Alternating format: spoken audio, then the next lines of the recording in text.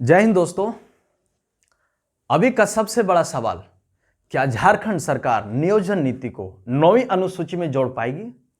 क्या 7 लाख बेरोजगारों को जिन्होंने फॉर्म भर के अपना करियर खराब कर लिया, क्या इन लोगों को न्याय मिल पाएगा? क्या झारखंड सरकार यहां के मूल निवासियों को हक दिला पाएगी? क्या यहां के लोगों को जो अपने पूरे दिल जान से जिन्होंने मेहनत किया, जिनका हो सकता है कि ये आखिरी साल रहा हो, या जिनका बहुत लगन के साथ उन्होंने नौकरी को अपना निकाला और उनका नौकरी कैंसिल हो जाता है, क्या इन लोगों को न्याय मिल पाएगा? और अगर न्याय मिल पाएगा तो कैसे? आप वीडियो के लास्ट तक बना रहे। आपको सारा चीज एक एक पॉइंट में आपको कानून के मदद से आपको समझाऊंगा, आपको समझाने का मैं कोशिश करूंगा, ठीक है? या झारखंड सरकार किस प्रक्रिया से इस नियोजन नीति को 9वीं अनुसूची में ऐड करके आप सभी का करियर को बचा सकती है, अगर झारखंड सरकार चाहेगी तब। और सरकार किस प्रकार चाह रही है, क्या यह सरकार सफल हो पाएगी भी या नहीं, इन सभी बिंदु पर हम बारीकी से बात करेंगे। वीडियो के लास्ट तक बने रहें। इससे पहले कुछ इंटरनेशनल करंट अफेयर हैं जो मेरे ऑफलाइन के स्टूडेंट और ऑनलाइन के स्टूडेंट दोनों हैं, वह आप आराम से देखेंगे, क्योंकि आपके जेपीएससी या यूपीएससी या बीपीएससी किसी भी सिविल सर्विस के एग्जाम में आपके इंटरनेशनल करंट अफेयर, उसके इंटरनेशनल अफेयर इंडिया के साथ क्या है, ये बहुत अच्छे तरीके से पूछता है और ये लगातार पूछता है, प्रत्येक साल पूछता है। तो आइए पहला क्वेश्चन हम लोग देखते हैं। पहला तो ये समझिए कि ब्रिटेन के नोट पर जो है, ब्रिटेन के नोट पर अब उसकी महारानी का फोटो ना लग करके अब किसका फोटो लगेगा? चार्ल्स थर्ड का। किसका? चार्ल्स थर्ड का, चार्ल्स तृतीय का। क्यों? क्योंकि अभी के जो सम्राट बने हैं ब्रिटेन के वो चार्ल्स तृतीय हैं। और क्यों? क्योंकि एलिजाबेथ आपके सितंबर 2022 में ये डेथ कर चुकी थी। तो उनका कहना है, उनकी करेंसी के जो आयोग है वो कहते हैं कि ये आपका 2024 से लागू होगा। हालांकि चार्ल्स का पहले भी कुछ सिक्कों पर, कुछ नोटों पर इनका फोटो लग के प्रचलन में आ चुका है, लेकिन अभी जो होगा वो आपका 2024 में, जो बड़े बड़े करेंसी उस पर 2024 से लागू होगा, ठीक है? तो अब आगे समझिए दूसरा क्या कहता है, डॉलर। ये इसको भी मोस्ट वीवीआई क्वेश्चन मानिए, वीवीआई क्वेश्चन, इस दौर का सबसे खतरनाक पहलू। डॉलर के बजाय युआन का सिक्का चलेगा। अमेरिकी डॉलर का वर्चस्व धीरे धीरे खत्म हो रहा है, खत्म हो भी जाएगा, है ना? अब इसके जगह पर क्या चलेगा? युआन का सिक्का। अब युआन कहां का है? हमारा सबसे खूबसूरत दुश्मन, ये चाइना का करेंसी है। चाइना का करेंसी रसिया से और इसके जितने भी सहयोगी देश है उसके साथ ये अपना युआन जो है, इसका करेंसी, इसको ज्यादा से ज्यादा शेयर करने की कोशिश कर रहा है, ताकि इसका करेंसी को अब बड़े पैमाने पर आंका जा सकता है। तो ये हम किसी और वीडियो में बताएंगे इसके ऊपर क्या होना चाहिए, क्या नहीं होना चाहिए, या कैसा इसको हम कुछ कुछ देख सकते हैं, ठीक है? आप अगर वीडियो में कमेंट करके बताएंगे तो मैं इस बार स्पेशल एक वीडियो लेक्चर आपको डिलीवर कर सकता हूं, ठीक है? आगे नेक्स्ट आइए, देखिए FIFA world cup. FIFA world cup आपके कतर में खेला गया, और कतर जो है एक गैस का सबसे बड़ा उत्पादन देश है। गैस, समझ रहे हैं, है ना? सबसे बड़ा उत्पादन देश। ये बेचारा खुदे फुटबॉल खेला के खुदे फंदा में फंस गया है, क्योंकि यूरोपियन देश का बहुत सारा आरोप है इनके ऊपर कि इन्होंने फ्री में सबको टिकट बांटा है और अपने ये फूफा चाचा टाइप के लोगों को फ्री में खिलवाया है। खिलवाया नहीं बल्कि उनको सीट दिया है, और वो उनको नहीं होता घूसखोरी, है ना? तो इस टाइप का इन्होंने काम किया है कतर वाले, और कतर वाले के ऊपर शिकंजा कस दिया यूरोप वाला। तो कतर क्या कह दिया कि अब तो गैसे नहीं देंगे। अब गैस नहीं देगा तो पूरा यूरोप वाला कहां रहेंगे, है ना? तो बात यह है कि ये इंपॉर्टेंट है कि अगर कतर और यूरोप से अगर दिक्कत होता है तो भारत के साथ इसका क्या समस्या हो सकता है? कोई दिक्कत यहां पर? आइए आगे। तो ये फीफा वर्ल्ड कप आपका 2022 का जो आयोजन हुआ वो कहां? कतर में, जहां पर आपका अर्जेंटीना बहुत अच्छे तरीके से जीत जाता है। बहुत सारे इन्होंने मेहनत किया था, इनका मेहनत का ये फल है। फीफा वर्ल्ड कप में टोटल 172 आपका गोल दागे गए। कितने? 172। और इस फीफा वर्ल्ड कप में सबसे जो कम उम्र के जो खिलाड़ी थे वो आपके स्पेन के थे, जो मात्र 18 साल के था। नाम इनका था गावी। क्या नाम इनका? गावी। और सबसे बुजुर्ग जो खिलाड़ी है वो है आपके पेपे। क्या है? पेपे।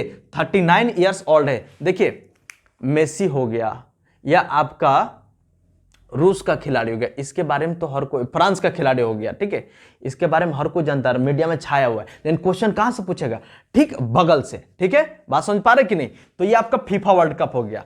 अब बात करते हैं मित्र आपकी 9वीं अनुसूची का। अब थोड़ा सा 9वीं अनुसूची को बताने से पहले हम आपको कुछ संविधान के बारे में बता देना चाहते हैं।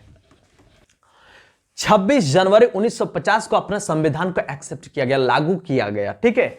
अब इसमें क्या होता है, एक संविधान रचयिता, संविधान दिया गया, संविधान। यह संविधान क्या है दोस्त, एक किताब है, विधि का किताब, जो भारत को ठीक ढंग से सुचारू रूप से चलाया जा सकता है, हर कोई खुश रहे। क्योंकि हमारा देश कहाँ है, देख रहे हैं, कश्मीर से लेकर के कन्याकुमारी और गुजरात से लेकर अरुणाचल प्रदेश, सबको एकजुट में बांधना जरूरी है। अब ये संविधान है और इसमें आपको ये कहा गया है कि इस संविधान का 22 पार्ट है। कितने हैं, 22 पार्ट, यानी कि 22 इसके पार्ट्स हैं, 22 इसका पार्ट्स है। देखिए मूल यही है, अभी मान लो 25 हो गया तो उधर जाने की जरूरत नहीं, आप मूल बात को समझिए। कितने टोटल, 22। और उसके बाद इसके जो शेड्यूल हैं, इसके जो शेड्यूल है वो कितने हैं, 12 हैं। कितने हैं, 12। पहले कितने थे, 8 थे, ठीक है। उसके बाद इसके आर्टिकल जो है वो कितने हैं, 395 है। क्लियर है। आखिर ये 12 अनुसूची में आपका एक 9वां अनुसूची भी आता है, 9वीं अनुसूची। अब ये 9वीं अनुसूची यहां चर्चा में क्यों आई, इस बात को समझिए। आखिर 9वीं अनुसूची की तरह डिमांड क्यों हो गया। 9वीं सूची केंद्र और राज्य की कानून की सूची, अगर इस सूची में कोई भी कानून डाला जाएगा तो इस अनुसूची को कोई भी टच नहीं कर सकता है। यानी इसमें डाला गया जो भी कानून है उसको चुनौती नहीं दिया जा सकता है हाई कोर्ट या सुप्रीम कोर्ट के सामने में। यानी कि हाई कोर्ट और सुप्रीम कोर्ट भी इसमें कुछ भी बिगाड़ नहीं सकते हैं। समझ में आ रहा है कि नहीं। लॉ के स्टूडेंट इसको पर्सनली देखेंगे और इसको बहुत कायदे से समझेंगे, ये बहुत इंपॉर्टेंट है, ठीक है। अब देखिए 9वीं अनुसूची जो है आपका, ये आपका फर्स्ट अमेंडमेंट एक्ट था 1951 में, फर्स्ट अमेंडमेंट एक्ट 1951 में। क्लियर है। फर्स्ट अमेंडमेंट 1951 में इसको किया गया। क्यों, क्योंकि उससे पहले जब देश आपका आजाद हुआ था, देश में जब संविधान लागू हुआ था 26 जनवरी 1950, उस समय आपका जो पार्ट था वो 22 और यहां शेड्यूल थे आपके 8। तो इसके बाद कौन सा आएगा, 9वीं। तो 9वीं संशोधन कब हुआ, 1951 में, ठीक है। अब ये आपका चर्चा का विषय समझ गए। चर्चा में क्यों है ये, इसके पीछे एक ही कारण है। देखिए आर्टिकल 22 क्या कहता है, रीट, क्या कहता है ये, रीट। और ये रीट क्या है, रीट ये होता है कि आप कोई भी याचिका, 5 प्रकार से आप किसी के ऊपर याचिका दायर कर सकते हैं, ठीक है। तो इसमें से कोई भी याचिका आप दायर कर सकते हैं, और ये दायर जब कर सकते हैं तो ये हर एक लोगों ने दायर करना स्टार्ट कर दिया। तो सुप्रीम कोर्ट ने ये कहा कि देखिए भाई, जो भी आर्टिकल 32 के तहत याचिका दायर किए हैं उसका कार्रवाई बिल्कुल भी देखा नहीं जाएगा। क्यों, क्योंकि एक समस्या है। सुप्रीम कोर्ट ने यह कहा कि रिजर्वेशन, आरक्षण जो है वो मौलिक अधिकार नहीं है। आरक्षण जो है वो मौलिक अधिकार नहीं है। बात समझ में आ रहा है कि नहीं। तो समस्या ये खड़ा हो जाता है, जब ये मौलिक अधिकार नहीं है तो ये आर्टिकल 32 आपका जो है वो मौलिक अधिकार का ठेका लिया है कि मैं इसका ठेका लेता हूं, इसका सहयोग में करूंगा, इसको संरक्षण प्रदान करूंगा। तो फिर मौलिक अधिकार को आप क्यों नहीं करेंगे। तो सुप्रीम कोर्ट ने क्या कहा, मौलिक अधिकार में आपका रिजर्वेशन नहीं है, ठीक है। लेकिन क्यों नहीं है, मेरी बात समझिए। क्यों से पहले मैं आपको बता रहा हूं, हमारे पास कितने मौलिक अधिकार है, 6। कितने हैं, 6। अगर आप याद करना चाहते हैं बहुत आराम से याद कर सकते हैं ट्रिक के साथ। पहले समता, फिर समानता, समता, स्वतंत्रता, उसके बाद शोषण, उसके बाद शोषण। देखिए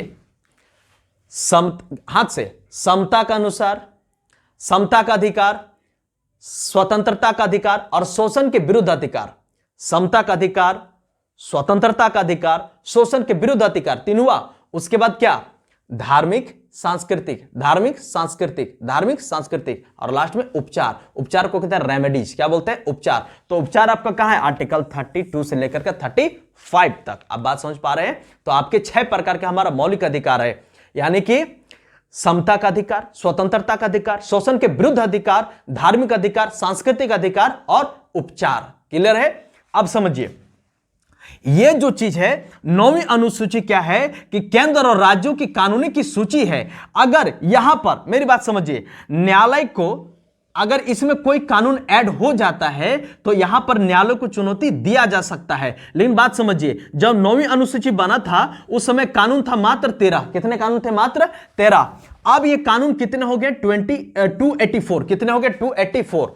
पहले कितना था 13, अभी कितना है 284। अब ये 284 जब हो गया तो इतना कानून को कोई तो ठेका लेगा ना कि इसको कैसे बचाया जाएगा। तो इसको बचाने के लिए एक तरीका है कि इसको संरक्षण प्राप्त हो गया। किस चीज का? न्यायिक समीक्षा का संरक्षण प्राप्त हो गया। कैसे? क्योंकि यहां पर आ गया आर्टिकल 31 का बी। आर्टिकल 31 बी जो है यह आपका न्यायिक समीक्षा संरक्षण प्रदान करता है 9वीं अनुसूची को। अगर देखिए ये जैसे ही लगता है तो यह हो जाता है बाबू आप लोग का पूर्वव्यापी। क्या हो जाता है? पूर्वव्यापी। पूर्वव्यापी को इंग्लिश में रेट्रोस्पेक्टिव, ठीक है।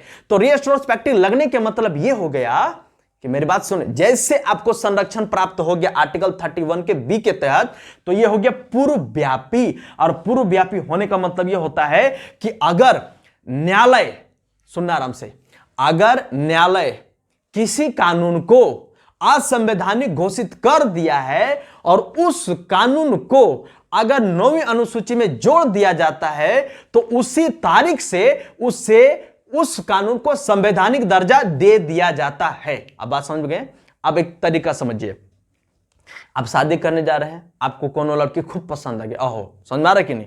अब ये पसंद आ गई, अब ई लड़के से आपको ब्याह करना है, लेकिन ये लड़कियां कह रहा है ये लड़का हमको पसंद नहीं, छी, ओ माय गॉड, समझ में आ रहा है कि नहीं? अब ई लड़की को आपको चाहिए तो ई लड़के को छोड़ दीजिए, आप अपना व्यवहार बना के रखिए और उसके घर वालों के दिल में जगह बना लीजिए। तो घर वाले लोग पक्का कहेंगे कि लड़का का व्यवहार अच्छा है, घर वाले भी खानदानी है, वगैरह वगैरह है। यानी कि आप घर वाले के दिल में जगह बना लिए तो लड़की आपने खुद व खुद मान जाएगी। बात समझ पा रहे हैं? यही है आपका 9वीं अनुसूची कि आपको हाई कोर्ट नहीं मान रहा है, सुप्रीम कोर्ट नहीं मान रहा है, कोई मतलब नहीं है। आप कोई भी कानून को 9वीं अनुसूची में किसी प्रकार से ऐड कर दीजिए, वो आपका काम बन जाएगा। फिर आपको हाई कोर्ट और सुप्रीम कोर्ट जाने की कोई जरूरत नहीं है। अगर, अब यहां आता है समस्या, अगर जेएमएम की सरकार, अगर झारखंड की सरकार ये करने में सक्सेस हो जाती है तो 7 लाख बेरोजगारों का जीवन बच जाएगा। जी हां, 7 लाख बेरोजगारों का जीवन बच जाएगा। तो दोस्तों आप बताइए क्या ये बच सकता है? जरूर बच सकता है। उसके लिए तरीका होता है, तरीका को हम नेक्स्ट क्लास में बताएंगे, वो भी बहुत सारी चीजों के साथ। अगले क्लास में हम आप लोग को जेपीएससी के कुछ फंडामेंटल चीजों को बताएंगे और ये आपका इंटरनेशनल स्ट्रेटेजी के भी बताएंगे, ठीक है। बड़ी बात ये है, और सबसे बड़ी बात ये है कि पठान मूवी आ रही है, तो पठान मूवी के ऊपर बहिष्कार बहुत ज्यादा हो रहा है। इसे देखना चाहिए या नहीं देखना चाहिए मैं पूरे कानून के साथ बताऊंगा और फुल एविडेंस के साथ। तब तक के लिए जय हिंद। आई होप इस वीडियो को बहुत अच्छे से आपको समझ में आया होगा। लाइक करने छोड़ करके आप सोचना जरूर, 7 लाख स्टूडेंट्स का सवाल है तो लाइक भी बनता है। ये आपका मॉरल ड्यूटी कहता है कि आप लाइक करें। Thank you so much. जय हिंद।